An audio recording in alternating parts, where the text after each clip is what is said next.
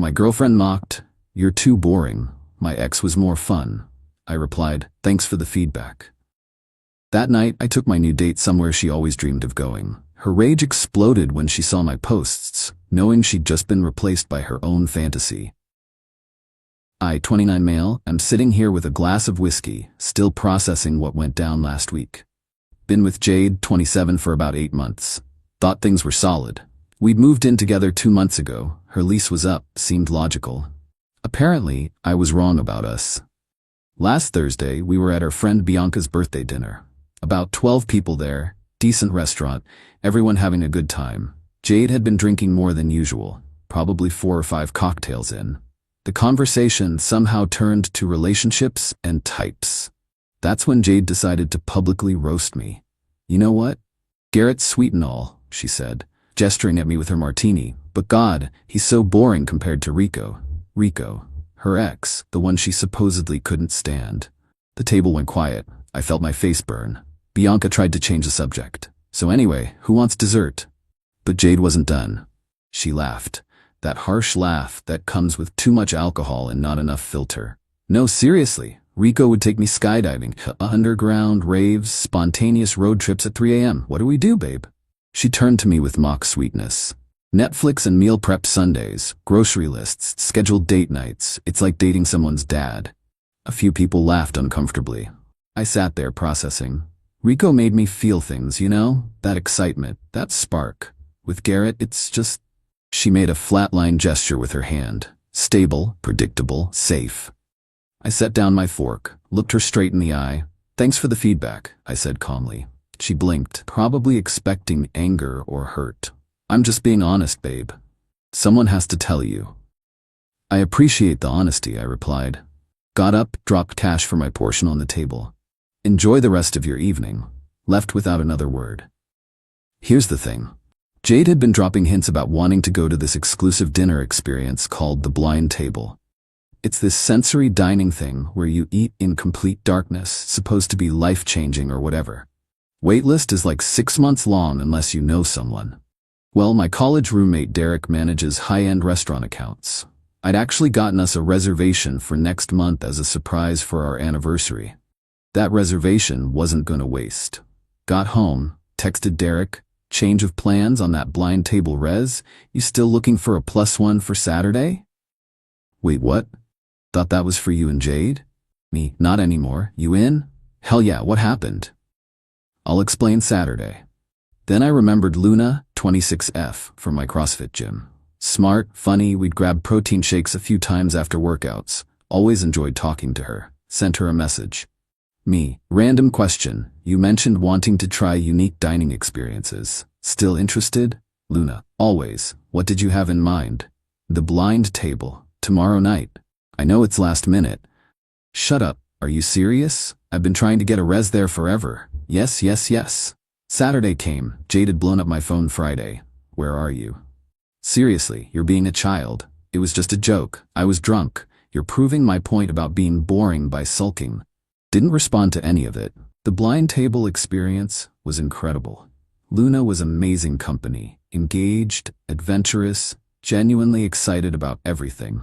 We laughed so hard trying to figure out what we were eating. She accidentally flung what turned out to be beet puree across the table in the darkness. We stayed an extra hour just talking after the lights came back on. Posted a few photos on Instagram. Nothing relationship-y, just the entrance to the Blind Table, the mystery menu, a shot of Luna laughing, tagged her with, "Thanks for being the perfect partner in culinary crime at Luna Explores." Normal stuff. My phone started buzzing immediately. Ignored it. Sunday morning, woke up to the aftermath. But that's a story for the update. Update 1. Holy hell. The entitlement is off the charts. So after posting those photos from the Blind Table, my phone became a notification nightmare. Started with Jade. 23 missed calls, 67 texts, 5 voicemails. The text started angry. "Are you kidding me right now? The Blind Table? That was my dream. Who is this girl? You did this to spite me?" Then shifted to bargaining. "Okay, I get it. You made your point. Can we talk?" "I'm sorry about Thursday. It was the alcohol talking." Then back to fury. "You're such a manipulative ass. I can't believe you'd throw away 8 months over one comment." Rico was right about you. That last one made me laugh. But here's where it gets good. I hadn't blocked her yet because I wanted documentation if things escalated. Sunday afternoon, she used her key to let herself into my apartment while I was at the gym. I came home to find her sitting on my couch, wearing one of my hoodies, eating my meal prep for the week. Jade, we need to talk. You need to leave. Jade, I live here, Garrett. You can't just ghost me because your feelings got hurt. Me, you live here? Show me your name on the lease. She actually smirked. Don't be like that. You know I've been paying half. Me, you've been paying $400 toward a $2,200 apartment because you said that's all you could afford. That's not half. And there's no agreement. You're a guest who's overstayed their welcome. A guest? We're together. Were, past tense. You made it pretty clear Thursday that you're settling for boring, safe me while pining for Rico. Jade, I was drunk. God, why are you so sensitive? This is exactly what I mean. Rico wouldn't have thrown a tantrum over some tipsy honesty. Cool. Go date Rico then. That's when she saw my phone light up. Luna had texted asking if I wanted to try this new climbing wall that opened. Jade lunged for my phone. Actually lunged. Me, what are you doing? Jade, let me see what this girl is saying. You're already moving on? It's been 3 days. You need to leave now or I'm calling building security. She started crying. But not sad crying. Angry crying. Jade, you took her to the blind table. I showed you their Instagram. I sent you articles about it. That was supposed to be ours. It was going to be. Had a reservation for our anniversary next month. But then you decided to publicly humiliate me and compare me to your ex, so her face went white, then red. You already had a reservation? Surprise. Or it was supposed to be. And you just gave it to some random gym girl? I went with someone who actually seems to enjoy my company. That's when she lost it. Started grabbing her stuff while ranting. You think you're so clever? You think you won? She's using you. The only reason girls like her talk to guys like you is for free stuff. At least I was honest about what you lack. Your honesty is noted. Your tea, please. She threw it at me. Literally threw it. Then grabbed a few more things while muttering about how I'd regret this and how Rico was twice the man I was. Me, tell Rico I said hi. She slammed the door so hard my neighbor texted asking if everything was okay. Monday morning, the real games began. But I need another drink before I write about that disaster. Update 2. The extinction burst, learned that term from Reddit, hit hard. First, she tried the social approach. Suddenly, mutual friends were reaching out. People who hadn't texted me in months. Hey man, heard you and Jade split. She seems really broken up about it. Jade's crying at brunch saying you kicked her out over nothing? Bro, she just made one drunk comment. Seems harsh. I kept my responses simple. She compared me to her ex and called me boring in front of everyone. I decided we weren't compatible. That's it.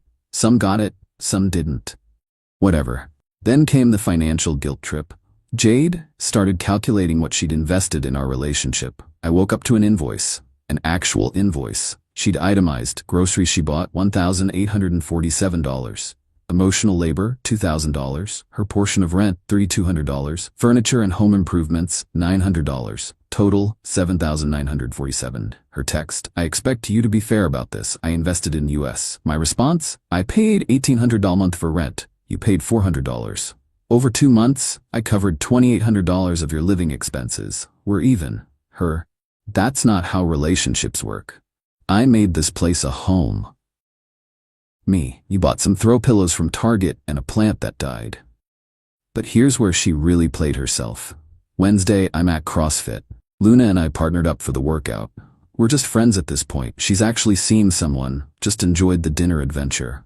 Post-workout, we're sitting outside cooling down when Jade shows up, in full makeup, hair done, wearing a sports bra and leggings she definitely didn't own when we dated. Jade. Oh, Garrett.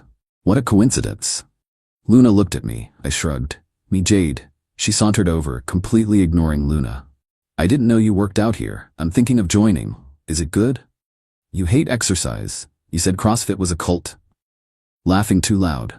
People change. Rico always said I should try new things. There it was. Rico again. Luna, I'm Luna. You must be his girlfriend. Well, we're working through some things. Raises eyebrow. Interesting. Garrett, I'll see you Friday? Yeah, see you. Luna left. Smart woman. Jade immediately dropped the act. Really? You're already scheduling dates? Me? We're workout partners, but even if we weren't, that's none of your business. I came here to give you another chance. I actually laughed. Couldn't help it. Me, you came to give me another chance? After calling me boring and saying your ex made you feel things? I couldn't? You're twisting my words. I said you were safe. Like that's better? Then she hit me with the nuclear option. Fine. You want to play games? Remember that little photography side business you're trying to start? Would be a shame if people knew what you're really like. How you manipulated me, gaslit me, threw me out with nowhere to go. I have all our texts, including the ones where you admitted you were just drunk and being honest. Try it. Her face crumpled, then hardened. You know what? You are boring. That dinner thing? That's the most interesting thing you've ever done, and you only did it to hurt me. At least Rico didn't need revenge to be exciting. Then go be with Rico. I can't. And there it was, the truth finally. Why not? She actually stamped her foot, like a toddler. Because he's engaged. He got engaged last month to some girl he's known for like 5 minutes. It should have been me. The pieces clicked. Her increased drinking, the comparison, the anger, me. So you settled for boring, safe me. And when Rico moved on, you took it out on me? I didn't settle. I thought. You thought you'd keep me as backup while waiting for Rico. She didn't deny it. We're done here. Don't contact me again. Don't come to my gym. Don't text my friends. Move on. You'll regret this. When you're alone and bored with your meal prep and your schedules, you'll remember that I was the exciting thing in your life. You confused drama with excitement. There's a difference. I left her standing in the parking lot. That was a week ago. Time for the final update. Final update. Sometimes the best revenge really is living well. After the gym confrontation, Jade went scorched earth on social media. Posts about narcissistic exes and men who can't handle strong women, and my personal favorite, some people are so insecure they punish you for being honest. I didn't engage, just kept living my life. Started taking more photos for my side business, signed 3 new clients. Turns out being boring and reliable is exactly what people want in a photographer. Luna and I became better friends. She introduced me to her boyfriend, cool dude. We all grab drinks sometimes. She told him the blind table story, and he said I was his hero. But here's the beautiful karma part. Bianca reached out last week. We'd been friends before I dated Jade. Hey, sorry I haven't texted. The whole thing was awkward. No worries, I get it. Can I tell you something? We all knew she was still hung up on Rico. She talked about him constantly. You deserved better. Thanks. How's she doing? That's actually why I'm texting. Turns out, Jade's been spiraling. After our confrontation, she started showing up places Rico frequented. His gym, his favorite bar. Accidentally running into him. His fiancée was not amused. Rico had to threaten a restraining order. Told Jade publicly that he'd never take her back, that she'd become obsessive and unstable, and that's why he'd ended things originally.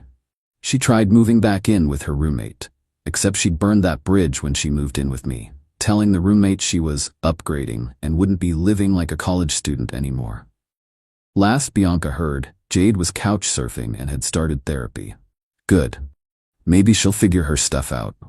She keeps saying you ruined her life by taking someone else to that restaurant. I took a friend to dinner.